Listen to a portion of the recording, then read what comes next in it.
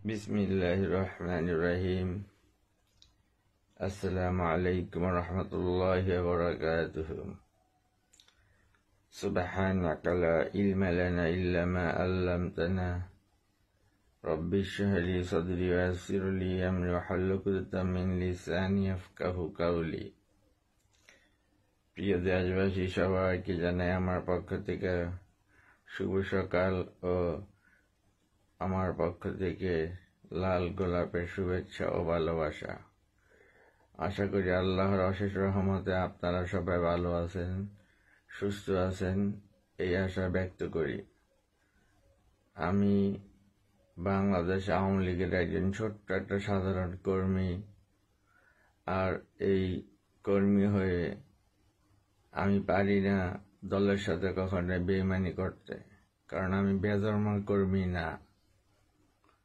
আল্লাহ যদি আমার পরীক্ষা নিতেছে বা নিচ্ছে, যে পরীক্ষাগুলো নিচ্ছে আল্লাহ, তা আমার জন্য হয়তো খুব কষ্টকর হচ্ছে, আবার কষ্টকর না, কারণ আল্লাহ তাআলা তো মানুষের উপর এরকম কোনো বোঝা চাপিয়ে দেয় না যেটা ওই বান্দা বহন করতে পারবে না। তা আমার সাথে যা কিছু হচ্ছে বর্তমানে, তা আমি নিজেও বলতে পারি না কেন হচ্ছে, কিভাবে হচ্ছে। তো আল্লাহকে বলি, আল্লাহ, আসলে আওয়ামী লীগ যে দলটা, এই দলটা তো কোনো অপরাধ না, এই দলটা কোনো অপরাধী না, এই দলটার কোনো বদনাম না। ব্যক্তি যে মানুষগুলো এই দলটাকে ভেঙে টুকরো টুকরো করে দেশ ও জাতির মানুষকে ধোঁকা দিয়ে তারা হাতিয়ে নিয়েছে লক্ষ হাজার কোটি টাকা, ওই সকল নেতাদেরকে আমি ধিক্কার জানাই এবং বলি, তোমরা যদি যত শত হাজার 12 লক্ষ বার কোটি বার বলো দেশপ্রেম দেশপ্রেম দেশপ্রেম, দেশপ্রেম বলতে কিচ্ছু তোমাদের ভিতর নাই।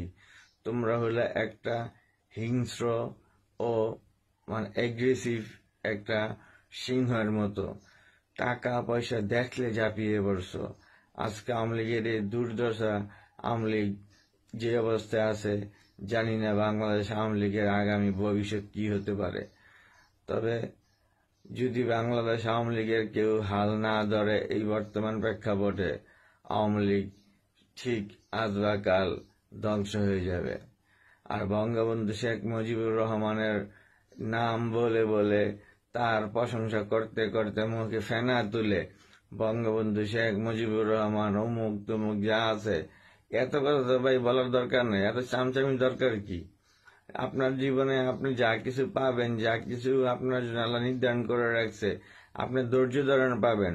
বঙ্গবন্ধুর পরিবার সংসার বলতে তার ছেলে মেয়ে ব্যতীত পুরো শেখ বংশকে বাংলাদেশ থেকে কোনো প্রকার রাজনীতি, কোনো দলের সাথে সম্পৃক্ততা থেকে রাজনীতি করবে তা সম্পূর্ণ নিষেধ করা হলো। মানুষের ভিতরে আসলে যে ব্যাপারটা আমরা লক্ষ্য করছি, যদি গোপালগঞ্জ বাড়ি হয়ে থাকে তাহলেই তার সুপ্রিম পাওয়ার।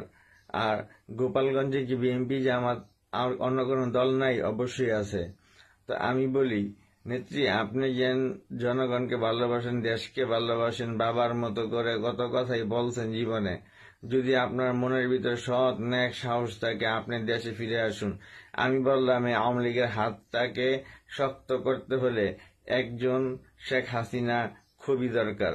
শেখ হাসিনা জানে অন্যায় কি, কে কি করতেছে তা জানে, কিন্তু জেনে শুনে বুঝেও এমন কিছু কাজ করে ফেলছে নেত্রী শেখ হাসিনা, যা আল্লাহর কাছে মনে হয় আল্লাহ সহ্য করে নাই। তাই এই নির্বাচনের পূর্বে এবং দলের অবস্থা এই অবস্থা হয়েছে একমাত্র হয়তোবা ইনশাআল্লাহ আমার মনে হয় যে হক্কানে আলেম সাধারণ মানুষকে গুম টুম করে বিভিন্ন কৌশল অবলম্বন করে মানুষের জীবনকে দুর্বিষহ করে তুলছে।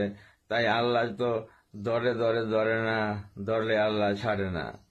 তাই যাবার বেলায় বলি, বাংলাদেশ আওয়ামী লীগকে বাঁচিয়ে রাখতে হলে শক্ত হাতে যুবকরাই বাংলাদেশ আওয়ামী লীগের নৌকার বৈঠারা শক্ত হাতে ধরবে এবং পাড়ি দিবে আটলান্টিক মহাসাগর থেকে শুরু করে প্রশান্ত মহাসাগরের উপর দিয়ে এই নৌকা বয়ে যাবে নতুনদের হাত দিয়ে, ফিরে আসবে আগামীতে সুন্দর সমৃদ্ধি ও বিশ্বের বুকে অনন্য সৃষ্টি করা এবং পৃথিবীর বুকে দৃষ্টান্ত তৈরি করবে। আমার সোনার বাংলা, আমি তোমায় ভালোবাসি, এটাই আমার দেশ, যার নাম সবুজ শ্যামল বাংলাদেশ। জয় বাংলা, জয় বঙ্গবন্ধু, জয় হোক বাংলার আপামর জনতার। আমিন।